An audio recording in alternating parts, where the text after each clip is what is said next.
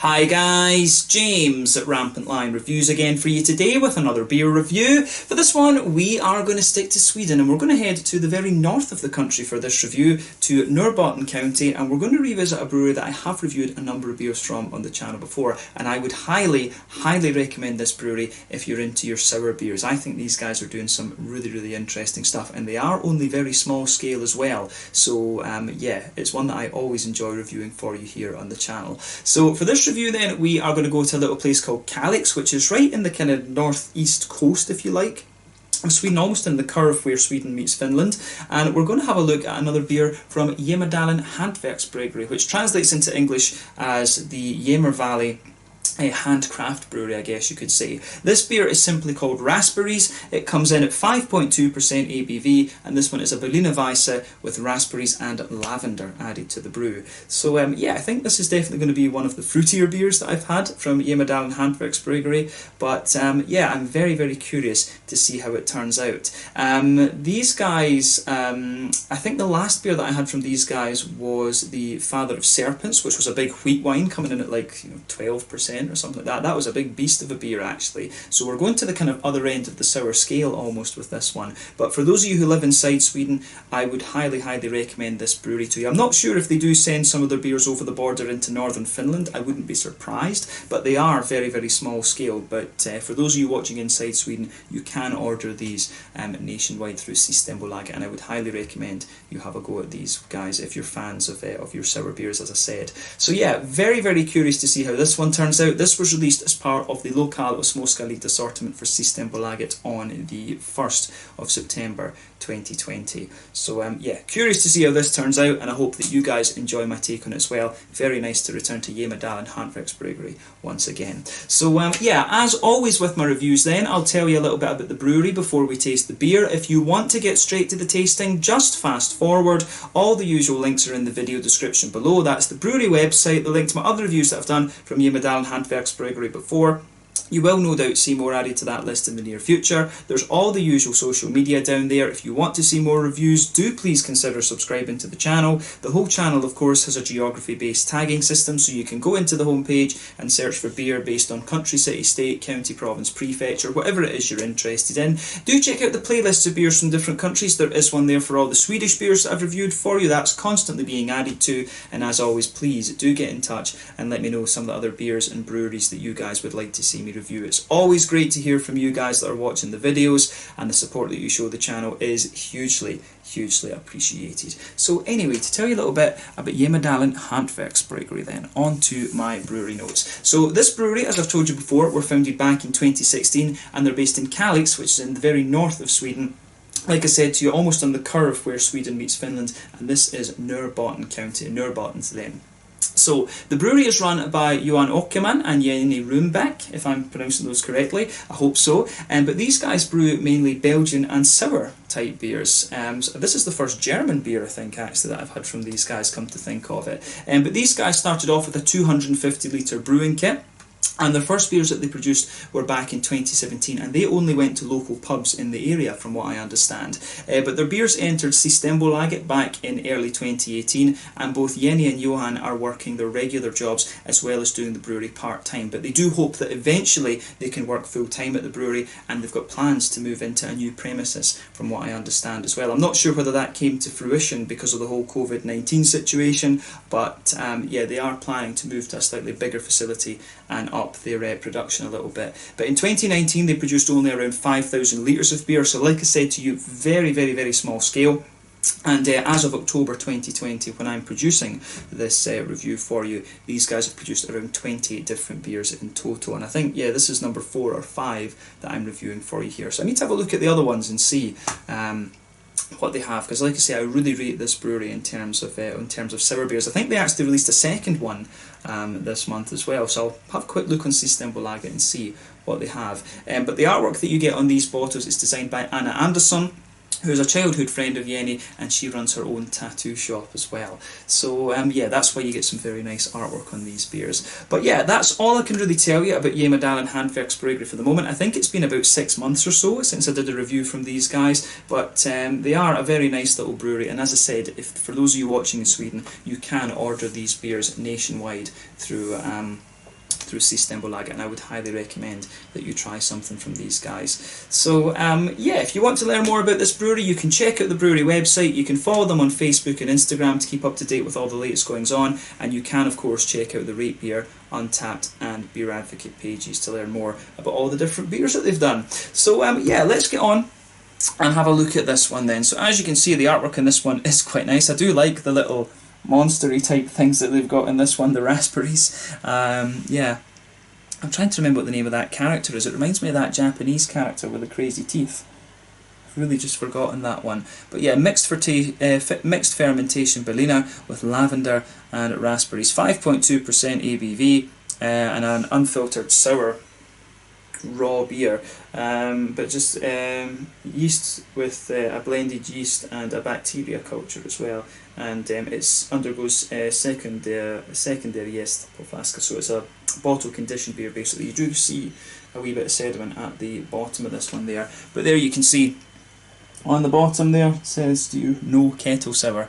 But yeah, that little bee sort of thing is the little bug is the symbol of Jämmerdalen Handverksbryggeri. But yeah, plain gold bottle cap on this one. It does look very nice. This beer I think cost me either 90 or 100 Swedish kroners, and that is one of the things. The beers from these guys are a little bit pricey, but you have to remember these guys are very, very small scale, and sour beers do cost a little bit more because of the whole barrel aging and stuff like that. So I don't, I have no gripe about paying a little bit extra for these beers. This, as I say, 90 or 100 kroners that I paid for this. But it's a brewery. I hadn't reviewed anything from them in a long time. I like their beers. I was just kind of like, it's one of these ones where I just said, fuck it, why not, basically. That was it. But yeah, hopefully this turns out to be a good beer, but knowing this brewery, I'm pretty sure it will be a very nice one. I always enjoy reviewing things from these guys. But let's get it out and we'll get on with the tasting. I'm just hoping this doesn't go crazy. Ah, there we go. Okay, it came off quite easily. Right, maybe that came off a little bit too easily. Fingers crossed there's no oxidation or anything like that. Fingers crossed. But yeah, let's get this guy out and we'll get it into the glass. Simply called Raspberries. 5.2% Berliner Weisse with lavender and raspberries. Look at the colour of that. That's beautiful. That looks lovely. That's a beautiful looking beer, I have to say. So already Jämmerdalen Hantverksbryggeri are getting more points in my book. You can see that when we poured this beer it had about a quarter to a third of a finger of a frothy, kind of pinkish tinted head, but that's just fading away of course to be a very, very thin foamy layer. Sometimes that can happen with Berliner Weisse, sometimes it doesn't, but yeah, not so bothered about that, more bothered about how the beer actually tastes. But yeah, the colour on this is absolutely lovely. Just look at that, lovely kind of bright, sort of almost candied strawberry red actually. Yeah, if we shine the light through this, it's a lovely, really rich red, almost like cranberry juice colour, this one.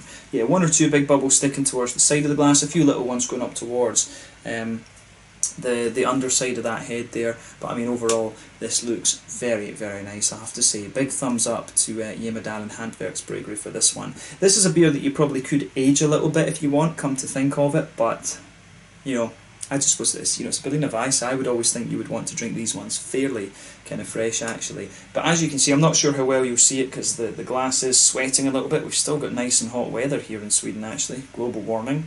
But yeah, you can see this beer is actually pretty clear. It's definitely one of the clearer Berliner Weisses that I've come across, come to think of it. But yeah, nothing overly surprising about this one in terms of its appearance. Certainly looks very, very nice. So let's have a closer look at the aroma then and see how we get on with this one. Nothing overly surprising about this beer in terms of its appearance when you consider what style it is, but it is a little bit clear. I have to say it is a little bit clear. So let's look at this then. Ooh, this does smell very nice actually. It does, this one is quite nice. You've got a really good balance in there that you can smell the lavender coming out of this really nicely. I think this might well be the first lavender sour that I've had. I don't think even Brewery have done one like this. But yeah, the artwork from this beer, not the artwork, the aroma, the aroma from this beer is really nice. So straight away with this one, you can smell a little bit of a woody kind of character in this one. I'm just wondering if this has a bit of rye in it. It doesn't say that it's got rye, but that would have been my first impression with this, was that there was maybe a little bit of rye in with the wheat in this, because it does have a little bit of that almost brown bready, slightly grainy type quality to it. So yeah, you're going to notice that straight away. Nice bit of a woody backbone, a nice wee bit of a kind of wheaty character in there, quite a smooth white bready wheat, bit of bread crust. Like I say, almost a little touch of a kind of brown bready character coming out of this one. So yeah, I like how this. I do like how this goes together. The aroma out of this beer, I think, is very, very nice. Definitely a slightly more malty, aged kind of leaning sour. I guess this one will have sat in the barrels for a wee bit. The other thing that's I'm curious about this one is why they've done it in a 750, because normally these guys do 375s. Maybe it's because it's a more sessionable beer, I don't know. But that is one of the things I would wonder about this brewery, is if they are doing things on the small scale, like I say, 5,000 litres in 2019, I would have thought they would want to do more small, more small bottles and get their beer out there a little bit more. But then again, maybe they are worried about the sales a little bit. And in fairness, you would normally drink this beer as a share, and that's what I'm going to do after I film the review. But yeah, that's another interesting point to think about this, because you would, as I say, you would think they would want a higher number of bottles, but maybe Systembolaget didn't want such a big number because they are only small. There's maybe rules about that, who knows. But yeah, the malty side of this beer is very nice. The more that I smell of this, you do get a little touch of vanilla from the wood coming out of this one as well. But yeah, the aroma that comes out of this beer, I think, is very, very nice in my opinion. So yeah, gets a thumbs up from me. On the kind of hoppy and fruity side of things, you do get a wee touch of earthiness out of this one. There is a wee bit of a kind of floral aromaticity to it as well, and you've got a nice little bit of a kind of grassy note in there. Does this one have hops in it? It does, yeah, so that makes sense. Quite a lot of the breweries that are doing these Berliner Weisses now don't put the hops and stuff in them, and I think you should, to be honest, because that's the way that the Germans intended them to be brewed. Bit of a traditionalist that way, I have to say, but in fairness, I do like, the Morgendagens, the duck ponds and things like that, the lassies, the lassie gozes from Omnipoil, I do like those. But yeah, this one's definitely more traditional. You get a lovely bit of grassiness and a bit of floral note in there, definitely a bit of German Hallertauer Tinnanger coming out of this one, and that's nice for me. I like my German noble hops. So yeah, definitely some of that in there, and you've got a lovely kind of juiciness coming out of this. The raspberries for me don't come across as so they definitely don't come across as so sharp and tart, if you like. They come across as more kind of juicy, but I've told you in other videos I've got a bit of a kind of thing with raspberries, because Scottish raspberries are very, very tart, so I always find the Swedish ones just a little bit more juicy than the Scottish ones, actually. So bear that in mind, but yeah, very juicy raspberries coming out of this one. You might well be forgiven for thinking there's some kind of candied strawberry or almost figgy notes coming out of this beer as well. You could be forgiven for that. But the lavender, you have to take the aroma in quite deeply to get that. And it's a very subtle lavender actually as well. I would have always thought with something like that, if you're using that as an adjunct, I would always think that you would have to be careful with that, not to add too much, because I would think that it would be very overpowering. When I was in Hokkaido in Japan, we had lavender ice cream. It was a really strong flavour actually, but it was nice, and you can definitely smell a bit of that kind of florally spicy lavender note in there. You can, if you take the nose in very deeply, you're going to get it sitting in with the kind of bready side of the beer actually. So yeah, I've always found that Berliner Weisses are quite a straight shooting aroma. This one has a little bit more complexity to it, and that's kind of interesting for me. But yeah, it comes across as quite crisp and clean almost, which is quite nice. So yeah, definitely take a little bit of time to enjoy the aroma of this one before you get stuck into it. But I'm very, very curious to see how this one turns out. So yeah, this is the Raspberries, a 5.2% Berliner Weisse from Jämmerdalen Handverksbryggeri in Kalix in Norrbotten County in the north of Sweden. Let's get stuck into this one. Slange skål.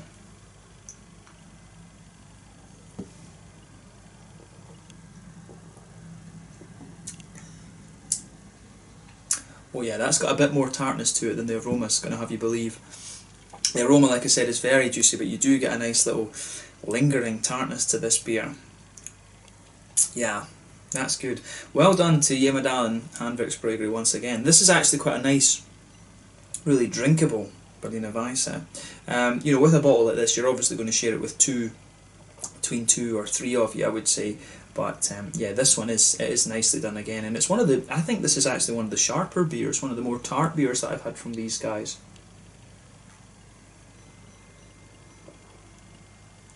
But then again, maybe it's just a little bit fresher, come to think of it. I'm not sure. It kind of seems like this is one that I would think they would maybe release as a regular if they are kind of looking to scale up and release regular beers. This one would probably be a good candidate to go for, actually. You know, a raspberry sour is quite a safe and sort of well respected style to go for a raspberry Berliner Weisse. You can't really go wrong with that. But this is a nice example.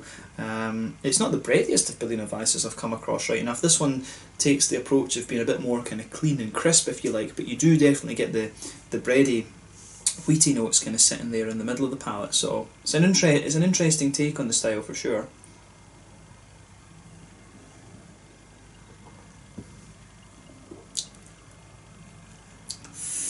Yeah, this one is pretty nice actually. So thumbs up to Jämmerdalen for this. This is definitely one of the more tart and sharper beers that I've had from them, but at the same time it's also one of the cleaner and more crisp ones, which makes it interesting too. So yeah, I like this. Definitely like this one. Where to begin then? Straight away with this beer, you do get a kind of woody quality that just blankets the middle of your tongue there. There's a real kind of slickness in the middle of the palate to this beer, where it's just nice and woody.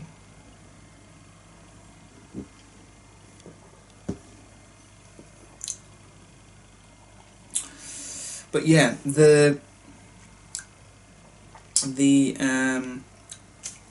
on top of that though, you do get a nice kind of, you do get the breadiness. I think the wheaty side of this beer really comes out later in the aftertaste. So yeah, you've got a really nice kind of smooth white bready quality there. That sits on top of the woody notes that the beer has. I don't get the sort of more rusticy rye sort of thing I was picking up. You maybe get a wee touch of it in the middle of the palate, which is quite interesting. But the malt base in this one is a lot more kind of straight shooting than the Aroma would have you believe, actually. But yeah, you will notice with this sort of woody base, then the kind of wheaty notes, this beer really smoothens out and thickens up a little bit the further you go into the aftertaste, which is really interesting.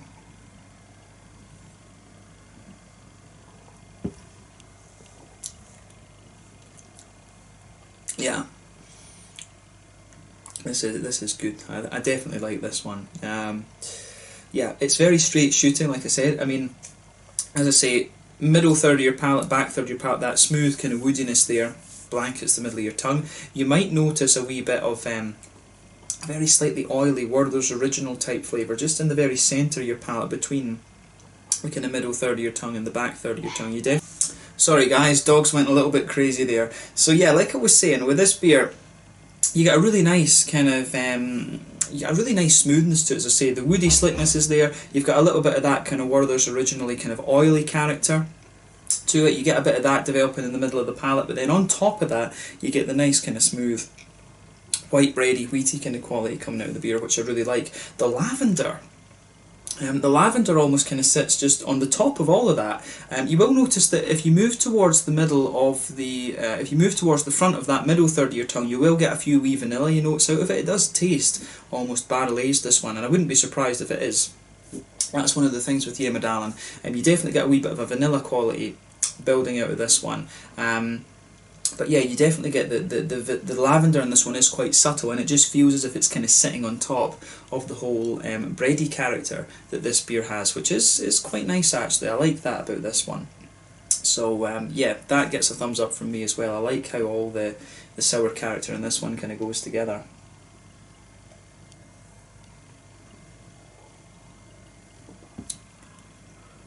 Yeah, the malty backbone of this beer is nice, and it just adds a level of complexity. You will notice, as I say, more wheatiness out of this one the further you go into the aftertaste, and more of the lavender kind of coming out as well. So yeah, quite a very smooth malt base in this one, and almost quite slick actually. On the hoppy side of things then, back corners of the palate, you've got a nice little bit of earthiness there. And as you move further forward along the sides of the palate, it gets a little bit more herbal. As you reach the front corners of the tongue, it's a little touch more kind of floral. It's that typical kind of quite bright, sort of Hallertau, Nanger type floral note. Then round the very front curve of the tongue, the beer is a little bit lighter and more grassy, in my opinion. So I do like that about how this one goes together.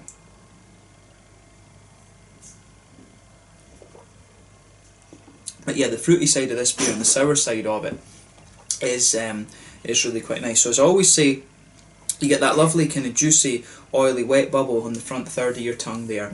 So when you take this beer in, you will get a good little bit of sharpness out of the raspberries in this one. Yeah, the raspberries do have a nice little bit of tartness there. There's a little bit of a juiciness kind of underneath it. But yeah, you've got a wee bit of that kind of citricy note as well, as I was saying. When you take this beer in, it's very, very sharp, but then the whole beer just kind of juicens up a little bit later on, the further that you go into the aftertaste.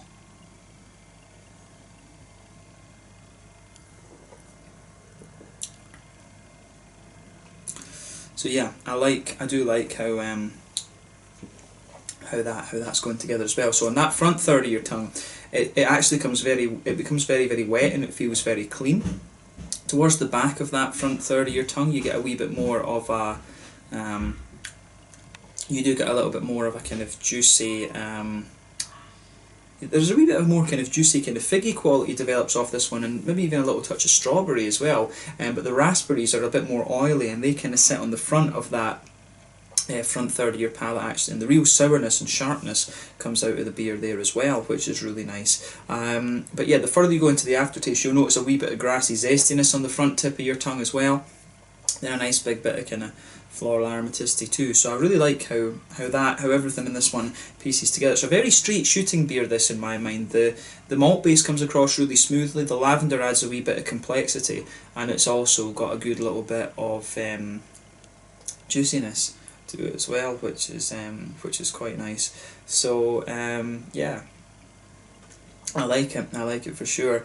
So yeah, interesting one, another interesting one from Jämmerdalen Handverksbryggeri, and I think it's very different to the other beers that I've had, which have been a lot more kind of, I would say the other ones have been a lot more complex than this one. This one is a bit more of a straight shooter, but it's a lovely take on the Berliner Weisse, a very, very crisp and clean Berliner Weisse actually. So I think on that note we should go on to the mouthfeel with this one then. So yeah,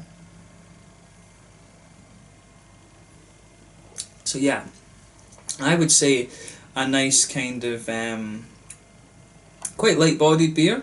The carbonation is quite crisp in this one, to be honest. It's got a good little bit of wetness to it. I wouldn't say this beer is oily. It's very wet, but also very, very clean feeling actually. I mean, kind of makes sense when it's from the north of Sweden.